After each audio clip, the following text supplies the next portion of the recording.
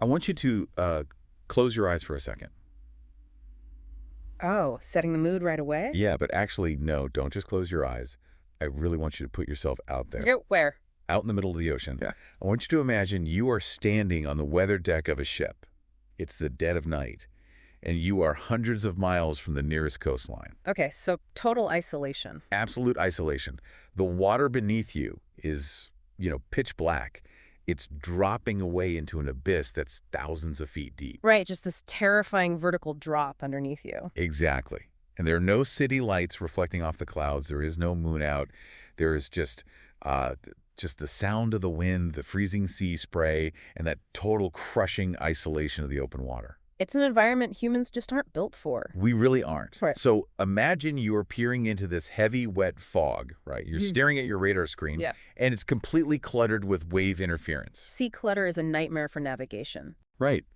And suddenly, emerging from the darkness, just completely unlit and completely silent, is a massive, rusting 150-ton wall of steel, and it's drifting right towards you. Oh, man. No crew, no engines running, no distress beacon. I mean, just 150 tons of dead metal drifting through the graveyard of the Pacific Ocean. It really is the ultimate maritime nightmare. It's terrifying. It is, because, we operate under this collective delusion that the ocean is charted, right? Yeah. That it's monitored or, at the very least, trackable. Like we have satellites and GPS, so we know where everything is. Exactly. But the reality is that the Pacific Ocean is a wilderness. It is so incomprehensibly vast and so completely indifferent to human life that a structure the size of a multi-story building can just, vanish into it for over a year. Without a single human eye ever seeing it. Not one.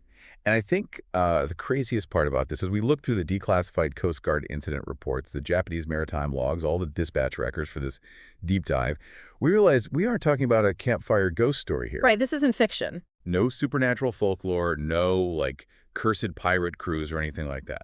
We are piecing together the documented physical reality of the Ryou-Un Maru. Which ironically translates to fishing luck. Fishing luck. Yeah, you can't make that up.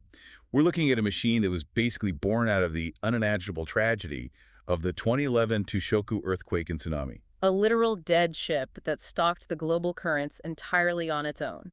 Which is, in my opinion, infinitely more unsettling than any maritime myth. Oh, totally. Because when you examine the factual reality of a completely inert machine just surviving in the wilderness of the Pacific for a year, it forces you to confront the absolute vulnerability of being human at sea. Right. If this massive steel thing is getting tossed around like a toy, what chance do we have? Exactly. And to truly understand the dread that this vessel eventually caused off the coast of North America, we have to look at the life this machine had before the disaster. Yeah, we have to rewind the clock before it was violently severed from humanity and became this wandering phantom. So let's start with its origins, because understanding what this thing was built to do really informs how it managed to survive that long out there alone. Right. Because in the sources, it's constantly referred to as a 150-ton squid fishing boat. But what exactly are we dealing with here? Well, if you look at the naval architecture in our sources, the Ryou-Un Maru was constructed around 1982. Okay, so it's an older vessel by the time 2011 hits. Very old for a working ship. And this was not some sleek, lightweight fiberglass yacht, This was a 164-foot or about 50-meter heavy, steel-hulled, diesel-powered workhorse. A 164-foot wall of steel. Right. And while it was classified as a squid fishing boat, some records also categorize it as a trawler or shrimper. But the key detail here is its gross tonnage. 150 tons. 150 tons of reinforced steel designed specifically to operate out of Hokkaido, which is Japan's northernmost main island. And the waters off Hokkaido, they are punishing. Absolutely brutal. You're talking about the convergence of the Sea of Japan, the Sea of Okhotsk, and the Pacific. It's freezing. It's prone to severe winter cyclones. Yeah, just incredibly unforgiving conditions. I imagine to survive there for decades, a ship has to be essentially built like a floating bunker. It literally does. For nearly 30 years, this ship just battered its way through dark, icy waters. What goes into making a ship capable of that? A vessel like this is designed with heavy internal framing and really thick steel plating to handle ice impacts. Plus, massive, powerful diesel engines. It's heavy, it's thick, it's just a brute of a machine. Exactly. It also had this massive hold for freezing the catch and a superstructure that was built specifically to withstand heavy freezing spray. Freezing spray is dangerous because it adds weight. Right. It's deadly. That ice accumulates on the upper decks and adds thousands of pounds of top weight. It would easily capsize a lesser boat. So this was a machine built strictly to endure suffering. Endure is the perfect word. Right. But even heavy steel has a lifespan, especially when it's constantly exposed to highly corrosive salt water. Right. And by March of 2011, the sources indicate this ship was just exhausted. It was done. The owner had officially decided it was too old, too rusted, and just mechanically compromised. It wasn't fit for continued commercial use. Its working life was officially over. It was basically a dead ship walking. Or a dead ship floating, I guess. Right. By the time March 2011 rolled around, the Ryou-Un Maru had been completely pulled from active service. It was moored at a dock in Aomori Prefecture in northern Honshu. Just across the Tsugaru Strait from Hokkaido. Exactly. The engines were cold. The crew was entirely gone. It was just sitting there, tied to the pylons, waiting to be sold off for scrap metal. Just waiting to be systematically dismantled by human hands. But as we know, humanity never got the chance to dismantle it. No, they didn't. Because then, March 11, 2011 hits. The Tōhoku earthquake. I mean, just the scale of that is hard to wrap your head around. It was the most powerful earthquake ever recorded in Japan, and the fourth most powerful in the world since modern record-keeping began. Hold on, let's unpack that term for a second, because megathrust gets thrown around in the news a lot, but I really want to understand the actual mechanics of it. What is physically happening to the Earth to displace that much water? It all comes down to subduction zones. Okay. So, off the coast of Japan, you have the massive Pacific plate grinding its way underneath the Okhotsk plate. But it doesn't just slide smoothly. It catches, right? Yeah, it catches and it locks due to immense, unimaginable friction.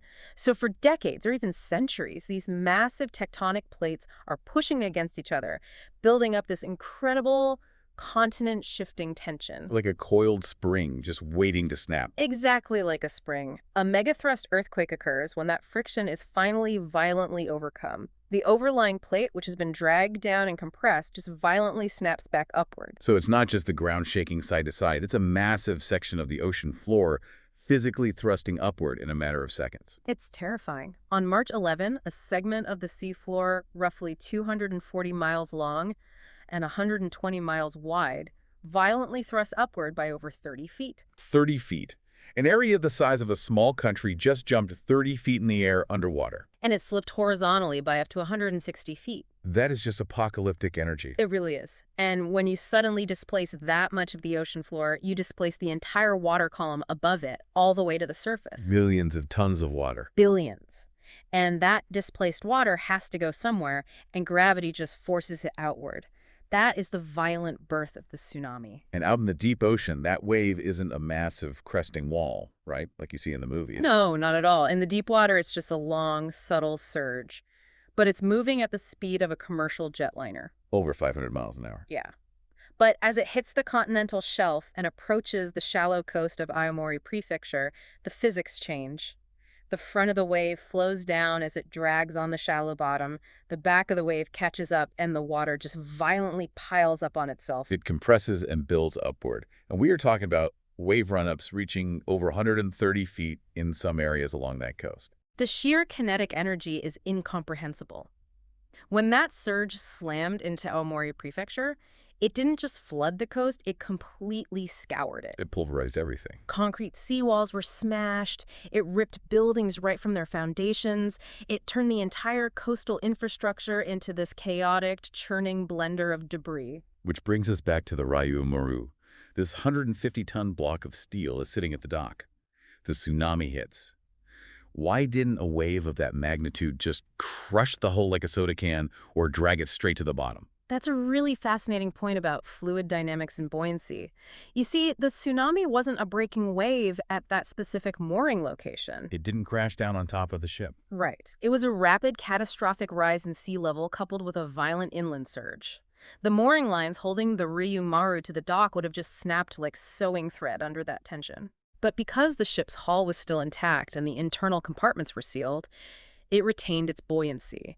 So instead of being crushed, it was lifted up, ripped away from the dock and thrown into the chaotic swirl of the coastal waters. It just rode the surge. It did. And as those millions of tons of displaced water finally receded, seeking equilibrium back in the Pacific Basin, it created a massive, violent undertow, right? A horrific undertow. Dragged everything it had destroyed back out to sea, cars, homes, electrical poles, and a 164-foot dead fishing boat. Which sets up one of the most chilling bureaucratic twists I've ever seen in maritime history. Oh, this part of the sources is just mind-blowing. It really is, because in the immediate aftermath, Japan had to deal with the utter devastation of its coast, the loss of thousands of lives, and of course, the Fukushima nuclear crisis. Absolute chaos on a national level. Right.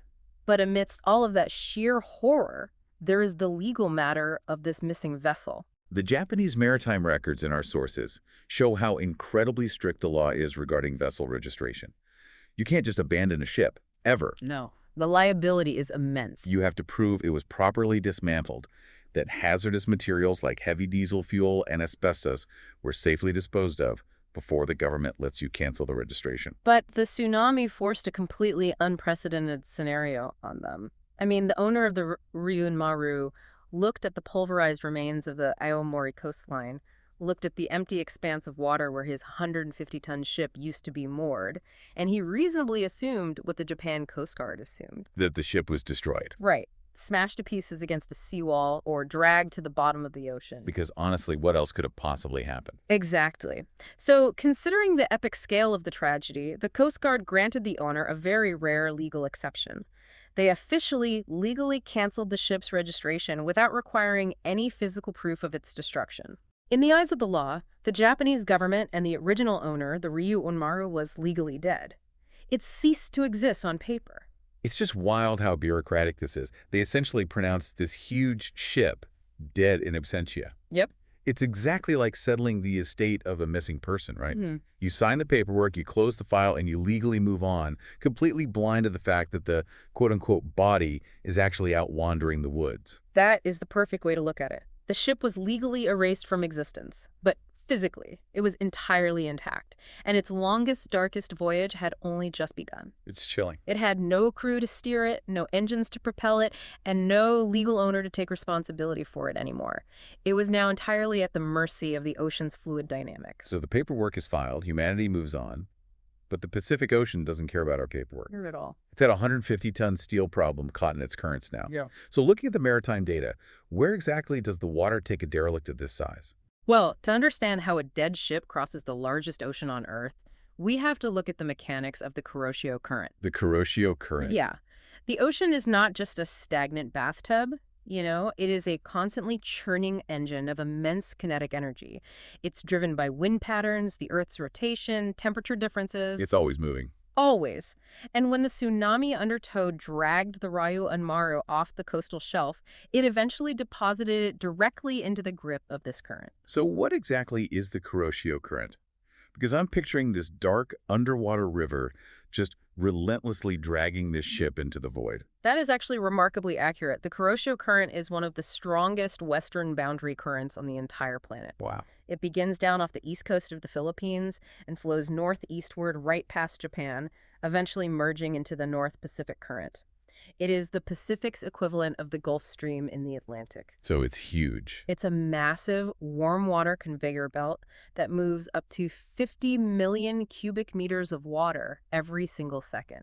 50 million cubic meters per second. I mean, that is incomprehensible force. It really is. The current is basically driven by the rotation of the Earth, the Coriolis effect, pushing warm equatorial water northward. Okay. And because the water is warm, it's less dense. So the surface of the Kuroshio is actually physically higher than the surrounding ocean. Wait, really? It creates a slope in the ocean. It creates a slight slope. Gravity and the Earth's rotation combine to create this incredibly powerful high-velocity stream. Mm-hmm. And it grabbed the Ryou-Un Maru, carrying it eastward, away from everything familiar, straight into the desolate expanse of the open Pacific. I really want you, the listener, to visualize this timeline, because the sheer passage of time here is what makes this so incredibly haunting. The duration is insane. The tsunami was March 2011. This ship drifted until March 2012. Over a year. For over an entire year, 365 days, this 164-foot vessel just drifted across the Pacific. Think about the seasons changing. Think about the plenishing winter storms that form in the North Pacific. Oh, the North Pacific in winter is easily one of the most hostile environments on Earth. It's a nightmare. You have extratropical cyclones generating hurricane-force winds and rogue waves that can exceed 50 feet in height. 50-foot waves. And through all of that violence, this dead ship is just rising and falling in the darkness. Completely at the mercy of the sea. There is no crew to steer the bow into the waves to prevent capsizing. There is no power to pump out the water that is inevitably leaking into the hull. There are no lights to warn anyone. It is just weathering the violence completely alone. And the chemistry and biology of what happens to a dead ship over a year at sea is also a huge factor here. What happens to the metal? Well, saltwater is highly corrosive, obviously. The Ryou-Un Maru was already rusted from decades of use. Now, exposed to constant freezing spray and then baking summer sun, the steel begins to really oxidize and flake away. It's rotting. Exactly. But more importantly, the ship becomes a floating reef. Oh, right. Marine life. Through a process called biofouling, barnacles, algae, and tube worms begin to attach to the hull below the waterline. Over 12 months, this marine growth would have added literal tons of uneven drag and weight to the vessel. It's becoming part of the ocean. Yeah, and drastically altering how it sat in the water, making it even more sluggish and unstable in those heavy seas. The atmosphere of it is just terrifying to think about. Just this rotting, barnacle-covered ghost ship. But looking at the macro perspective from the BBC and Voice of America reports we reviewed, the Ryou-Un Maru wasn't actually alone out there, was it? No, not at all. It was basically the vanguard of a massive, tragic armada. It's a vital piece of context. The tsunami didn't just pull one ship out to sea. It pulled the remnants of entire coastal societies. The estimates from our sources suggest that between 4 to 8 million tons of debris were washed into the ocean on that single day. 4 to 8 million tons. That is the physical manifestation of shattered lives. Houses, docks, vehicles, fishing nets, lumber, plastics, just an entire civilization dragged into the dark. Most of the heavier material, like the concrete in the vehicles, sank almost immediately near the coast, but a massive percentage of buoyant material entered that same Kuroshio Current. The gyre just trapped it. The Pacific Gyre trapped all this debris, slowly breaking it down and carrying it across the basin. But among all those millions of tons of wreckage, the Ryou-Un Maru holds a very distinct, very eerie title. It was the absolute largest single piece of debris to survive the crossing from Japan to North America. The undisputed king of the debris field. Which brings up the biggest question I had reading through these sources. I'm looking at a 150-ton, 164-foot steel ship. Right? How does a vessel of that size cross one of the busiest oceans on planet Earth for 12 straight months without hitting a single cargo ship, without washing up on a Pacific island, or without being spotted by a satellite? It's a massive piece of metal. How does it stay completely hidden for a year? It seems impossible until you truly grasp the scale of the Pacific Ocean. It's just that big. We view the world through the lens of digital maps, right? Which compress the oceans to make them fit on our little screens. That completely strips away the reality of the scale. That makes sense. The Pacific Ocean covers more than 60 million square miles. It covers roughly 1/3 of the entire surface area of the Earth. It's so massive that if you took every single landmass on the planet, Asia, Africa, the Americas, Europe, Antarctica, and pushed them all together, the Pacific Ocean is still bigger. Exactly. And human maritime traffic does not just wander aimlessly. Cargo ships, oil tankers, and commercial fleets follow highly optimized, strictly defined shipping lanes. They stay on the path. They use great circle routes to minimize distance and fuel consumption. These routes are basically the narrow highways of the sea. If you step just a few miles off that highway, you are in the absolute wilderness. Nothing but water. Once the current pulled the Ryou-Un Maru out of the coastal zones and pushed it between those major shipping routes, it was thrust into millions of square miles of sheer nothingness. So in the context of the Pacific, a 164-foot ship isn't a massive object at all. It's a microscopic speck of dust. Precisely. And regarding satellites, unless a satellite is specifically tasked to photograph a highly precise coordinate with high-resolution synthetic aperture radar, it is not going to notice a rusting hull. It just blends in. It blends perfectly with the thermal and visual background of the ocean surface. It is a statistical anomaly that it didn't drift across a shipping lane at the exact moment a freighter was passing, sure, but it is a testament to just how empty the open ocean truly is. A speck of dust made of rotting steel, blindly hurtling through the dark. It's chilling.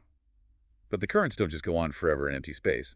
The ocean's conveyor belt was dragging this ghost ship inexorably toward the western coast of North America.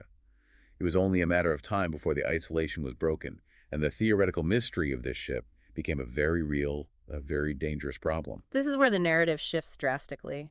The slow, creeping dread of a drifting ghost ship suddenly becomes an acute, high-stakes crisis for international maritime authorities. Let's get into the discovery, because the details here are cinematic. The date is March 20, 2012. So it has been 1 year and 9 days since the tsunami dragged it away. Exactly. Our sources indicate that a Royal Canadian Air Force CP-140 Aurora aircraft was conducting a routine maritime security and environmental patrol. Routine being the key word there. They weren't looking for a ghost ship. No, but stop right there for a second, because I had to look up what an Aurora is. This isn't just a guy with a pair of binoculars and a Cessna. Oh, far from it. The CP-140 Aurora is a highly advanced, long-range patrol aircraft based on the Lockheed P-3 Orion airframe. It's serious military hardware. It is explicitly designed for anti-submarine warfare and maritime surveillance. It is packed with sophisticated technology. Like what? Magnetic anomaly detectors to find submerged metal, forward-looking infrared, and incredibly powerful surface search radars designed to pick up something as small as a periscope in heavy seas. So imagine being the crew on that aircraft. You're flying thousands of feet above the cloud deck, running your standard patrol patterns. You're looking at radar returns, scanning the surface of this endless blue expanse. A completely routine day. The radar operators used to seeing commercial traffic, transponder codes, fishing fleets. And then, out of nowhere, the radar paints an anomaly. A massive metallic return. With no transponder signal, no radio emissions, completely dead in the water. The exact coordinates logged by the Canadian authorities placed the sighting roughly 150 nautical miles, about 280 kilometers off the coast of Haida Gwaii, which is an archipelago in British Columbia. The crew cranks the plane. They drop altitude to get beneath the cloud cover and investigate. They look out the window, and what they see is just haunting. We have the photos from these flyovers in the source material, and they are eerie. They really are. The ship is heavily rusted, streaked with brown oxide. The paint is peeling off in huge chunks. Marine growth is visible all along the waterline. There is zero sign of life. No life rafts deployed. No lights. It looks like a shipwreck that somehow just forgot to sink. The Royal Canadian Air Force crew takes high-resolution photographs, runs the hull markings through their databases, and very quickly realizes what they are looking at. The Ryou-Un Maru. The vessel that was declared legally dead a year prior in Japan has suddenly resurrected off the coast of Canada. It's back from the dead. But the ghost ship isn't stopping. The Kuroshio and North Pacific currents have handed it off, and the winds are still pushing it. By April 1st, 2012, this unmanned hulk crosses the maritime border and drifts into United States waters, Heading inexorably toward the Gulf of Alaska and the incredibly rugged Alaskan coastline. And this is exactly why the presence of the ship evolves from a fascinating maritime curiosity into the ultimate navigational hazard. We have to analyze the specific physics and realities of why this caused such immense anxiety for the U.S. and Canadian Coast Guards. Because it wasn't just a piece of floating trash, it was a 150-ton stealth weapon. I really want to put the listener in the shoes of a local sailor to explain this. Imagine you are the captain of a commercial crab boat or a coastal freighter navigating the Gulf of Alaska. Some of the most dangerous waters on Earth. Right. It's midnight, the weather is awful, heavy fog, freezing rain, 30-knot winds, visibility is absolute zero. You can't see the bow of your own ship. You are relying entirely on your instruments, your radar, and the navigation lights of other vessels to keep you alive. And your radar is fighting what's called sea clutter. Explain sea clutter, because that's huge here. In heavy swells, the waves themselves reflect radar waves back to your receiver. It creates this chaotic, static-filled screen. It's like snow on an old TV. Exactly. Small vessels have to filter this out to see anything, which drastically reduces their ability to spot non-transmitting objects. Right. And normally, you rely on the Automatic Identification System, AIS. Every modern ship broadcasts its position, speed, and name via VHF radio frequencies. It pops up on your screen like a video game. But the Ryou-Un Maru has no power, no AIS, no running lights, no crew to answer a VHF radio hail. It is entirely electromagnetically dark. It's invisible until you're right on top of it. So you are staring out into the blackness of the freezing fog. And out of the sea clutter, 10 seconds before impact, a completely silent, unlit 150-ton wall of solid steel appears directly off your bow. It is a catastrophic collision waiting to happen. The kinetic energy of a small fishing vessel striking an immovable 150-ton block of reinforced steel at 10 or 15 knots, it's devastating. The fishing vessel's bow would crumple instantly. The hull would likely fracture, and in the Gulf of Alaska, if you go into the water, the hypothermia will kill you in minutes. A collision with the Ryou-Un Maru in the dark wouldn't just sink a boat. It would almost certainly kill the entire crew before they could even broadcast a mayday. It was a deadly threat to living sailors. The authorities had to act. But immediately, they hit a bureaucratic wall. The legal erasure we talked about earlier suddenly becomes a massive real-world liability. Yeah, when a derelict vessel becomes a navigational hazard, the standard protocol for maritime authorities is pretty straightforward. They contact the registered owner. They say, hey, come get your boat. Right. They say, your property is endangering human life. You are legally required to hire a commercial salvage company, secure a tow, and remove your vessel from the shipping lanes. The owner bears all the financial and legal liability. But the Ryou-Un Maru doesn't have an owner. Japan legally canceled the registration. Exactly. Because the Japan Coast Guard had granted that rare exception, the ship technically belonged to no one. But the U.S. authorities still tried, right? They did. They tracked down the original Hokkaido-based fishing company. Through diplomatic channels, they reached out and essentially asked, we found your ship drifting toward Alaska. Do you want to claim your property? And the response from the owner is chillingly practical. According to the dispatches, the owner explicitly stated they did not want the vessel back. They completely disavowed it. And honestly, you can hardly blame them from a financial standpoint. Really? Remember, from their perspective, the ship was slated for the scrapyard before it survived a 9.0 earthquake, a mega tsunami, and a year-long drift across the Pacific Ocean. Oh, right. It was already garbage to them. Exactly. The structural integrity of the hull was highly questionable at this point.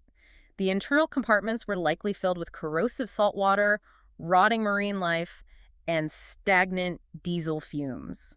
The cost to retrieve it would be insane. The cost of hiring a heavy ocean-going tug to haul it back across the Pacific, or even paying a North American salvage crew to scrap it locally, would have been astronomical, far, far exceeding whatever scrap value the metal still held. So legally, because the registration was canceled, they had the right to just wash their hands of it entirely. They did, so the Coast Guard is stuck holding the bag. They have a massive ownerless hazard actively drifting closer to shore.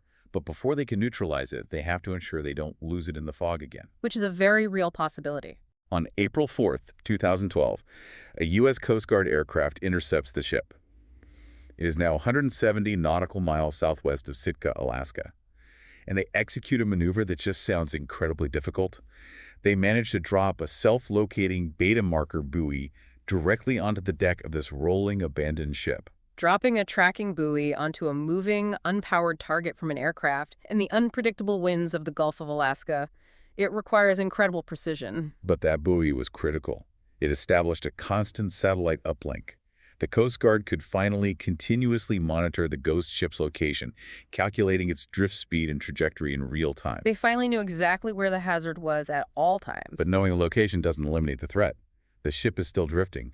The clock is relentlessly ticking. If it runs aground on the jagged Alaskan coast, the hull will tear open, and whatever heavy diesel fuel and lubricating oil it still holds will spill, causing an environmental disaster in a highly sensitive, pristine marine ecosystem. And if it stays at sea, it will inevitably cross a shipping lane at night and sink a fishing crew. The situation demanded immediate physical intervention.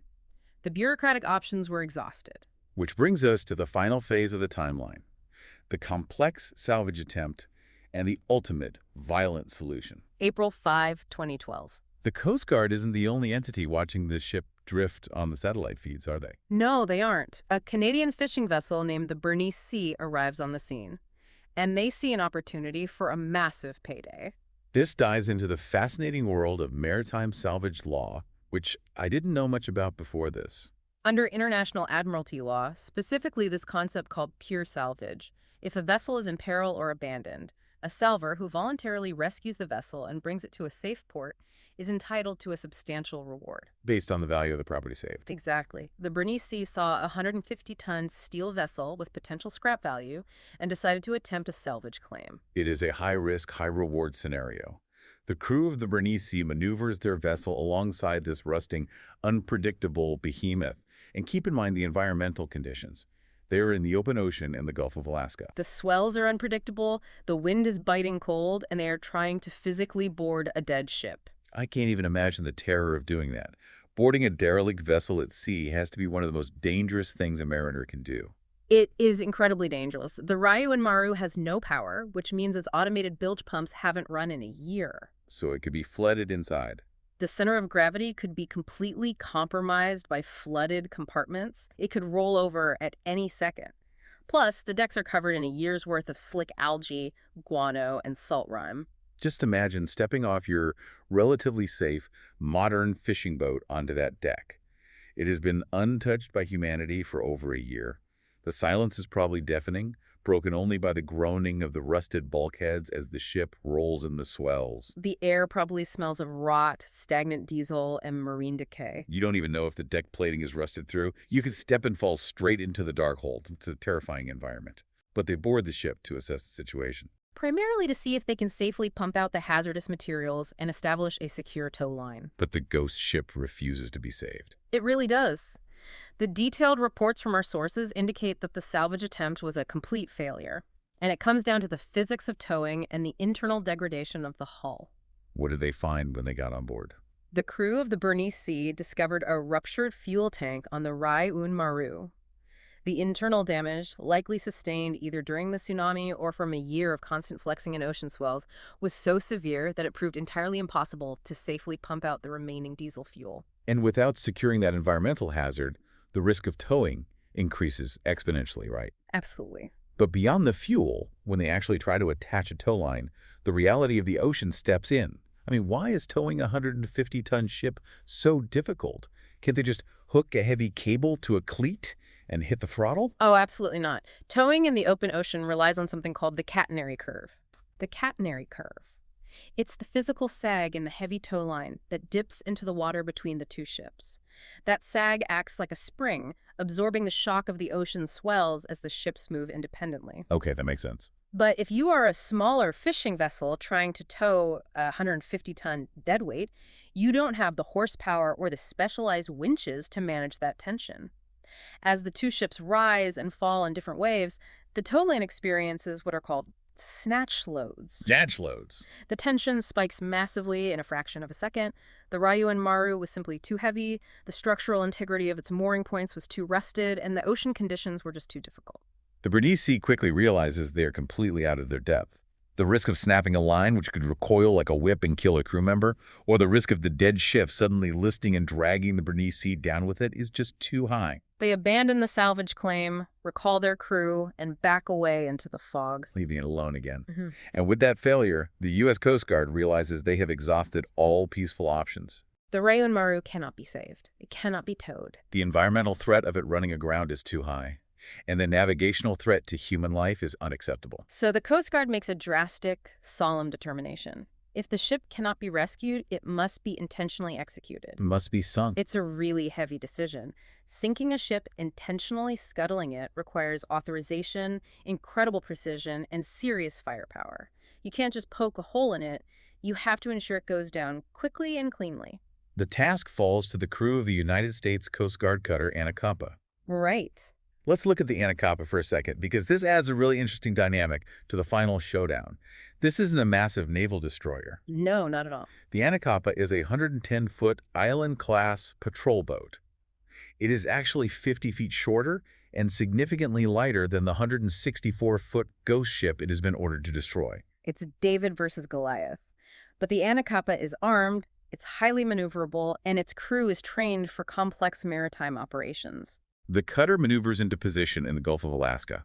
They clear a massive perimeter, ensuring no civilian vessels or aircraft are anywhere in the danger zone. They calculate the drift speed, the windage, the sea state, and the precise angles required for the operation. They prepare to fire. The visual of this is incredible. You have this sleek, modern Coast Guard cutter lining up its sights on this rusted, ancient, silent Leviathan, a ship that has survived an earthquake, a mega tsunami, and a year alone in the abyss. To bring it down, the Coast Guard relies on their primary deck gun, the Mk-38 25mm autocannon. The Mk-38. It is a devastating, highly accurate piece of weaponry. It fires 25mm high-explosive incendiary rounds at a very high rate of speed.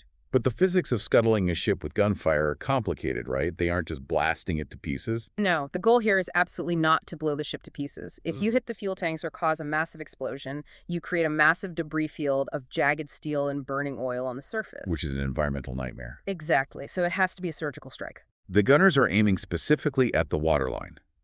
The goal is to systematically punch holes through the exterior hull plating, allowing seawater to symmetrically flood the internal compartments. You have to flood it evenly, otherwise the ship might capsize, turn turtle, and just continue to float upside down as a massive hazard. The order is given. The cannon opens fire. The sound of that autocannon echoing across the empty expanse of the Gulf of Alaska must have been absolutely deafening. The Coast Guard actually released video and photos of this event, and they are heavily referenced in the sources we reviewed. You can watch the explosive ammunition ripping into the rusted steel hull of the Ryou-Un Maru. The impacts tear jagged, smoking holes through the exterior. The friction of the metal-on-metal impacts and the incendiary nature of the explosives eventually ignite the remaining flammable materials inside the ship's compartments. Within minutes, the ghost ship catches fire. Thick, acrid black smoke begins billowing out of the hull, staining the gray Alaskan sky. The water begins pouring in through those waterline breaches. The sea, which has carried the ship for over a year, finally begins to swallow it. The bow slowly dips beneath the swells. What?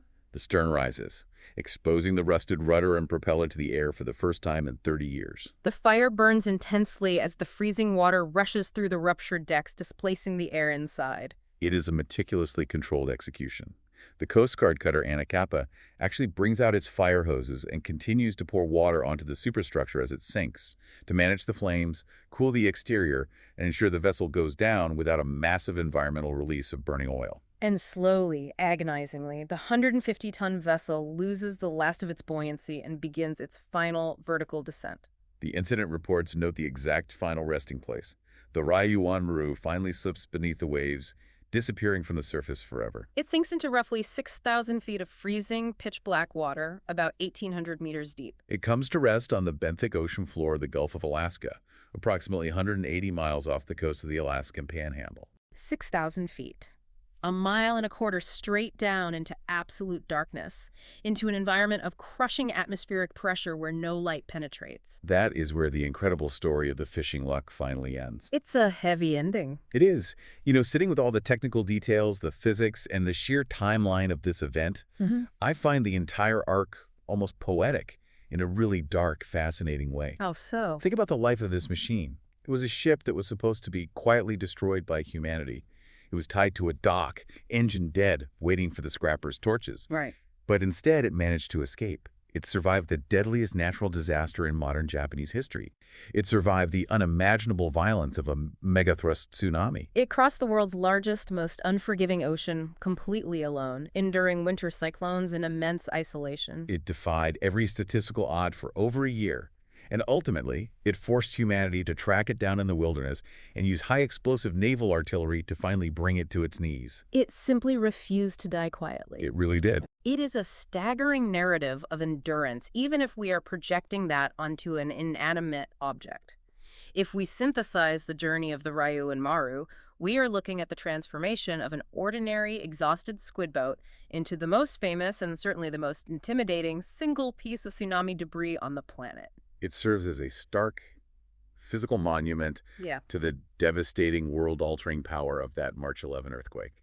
And I think it serves as a monument to how incredibly small we are in the grand scheme of the planet. Oh, absolutely. Every time you look out at the ocean, whether you are standing on a beach feeling the sand between your toes or looking down from an airplane window at 30,000 feet, I want you to remember what you are actually looking at. You are not looking at a gentle, empty swimming pool. You are looking at a vast, untamable, violently indifferent wilderness, a fluid environment so incomprehensibly massive and powerful that it can hide a 164-foot steel monolith for an entire year without breaking a sweat.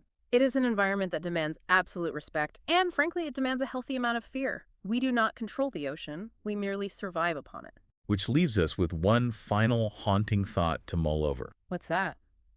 The Ryou-Un Maru was a massive, highly visible piece of wreckage that eventually crossed a patrol route. But remember the numbers we discussed earlier? The 4 to 8 million tons. Exactly. It was just one single piece of an estimated 4 to 8 million tons of debris dragged into the Pacific on that single day in 2011. That's a horrifying amount of material.